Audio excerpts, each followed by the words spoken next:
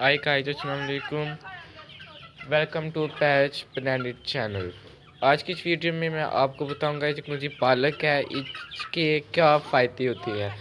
चेको पालक है, छाक है, ठीक है। छोई से पालक नहीं छाक है, चेको छाक है, हम इनको पालक भी डाल सकते हैं, ठीक है। सर्दियों में हम इनको पालक शामी छाक डालते हैं और गर्मियों में धनिया, ठीक है। चेको आपको चूचे नजर आए हैं, इनको हम किसी भी किस्म के परिंदे को हम हम डालते हैं पालक चांबी शाक, ठीक है।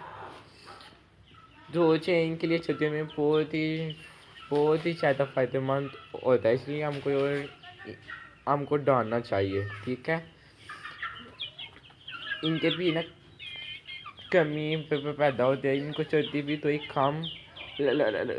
कम लगती है और ये बहुत ही शौक से खाते हैं। अब मैं इनको डालना करके आपको ये वीडियो पसंद आए तो लाइक और सब्सक्राइब कर दें ताकि हम और भी इंफॉर्मेशन वीडियो आप तक पहुंचा सकें। Thank you.